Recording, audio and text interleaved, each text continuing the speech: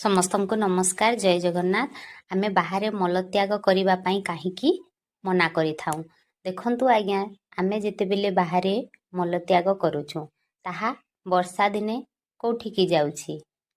ଗାତ ଖୋଲି ତ ଆପେ ଆପେ ପୋତି ହେଉନି, ସେ ବର୍ଷା ଦିନେ ପାଣିରେ ମିଶୁଛି, କୂଅ ପୋଖରୀକୁ ଯାଇକି ମିଶୁଛି ଏବଂ ସେଇ କୂଅ ପୋଖରୀର ପାଣିକୁ ଆମେ ବ୍ୟବହାର କରୁଛୁ ଗାଧୋଇବା ପାଇଁ, ବ୍ରସ୍ ଘଷିବା ପାଇଁ, ଏମିତି ବ୍ୟବହାର କରୁଛୁ। ତ ତାକୁ ଆମେ ପାଟିରେ ଦେଲୁ। ଠିକ୍ ସେମିତି ଖରାଦିନେ ଯଦି ଆମେ ବାହାରେ ମଳତ୍ୟାଗ କରିବା ତାହେଲେ ସେଇ ବି ଖରାରେ ଶୁଖିକି ମାଟିରେ ମିଶୁଛି ଏବଂ ଧୂଳି ଆକାରରେ ସମସ୍ତଙ୍କ ପାଖକୁ ଆସୁଛି।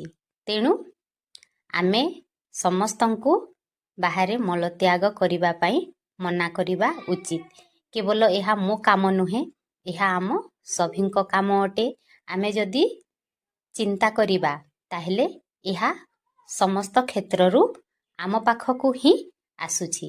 ତେଣୁ ଆପଣମାନେ ବି ଟିକେ ସଚେତନ ହୁଅନ୍ତୁ ଏବଂ ଯେଉଁମାନେ ବାହାରକୁ ଯାଇ ମଳତ୍ୟାଗ କରୁଛନ୍ତି ସେମାନଙ୍କୁ ମନା କରନ୍ତୁ।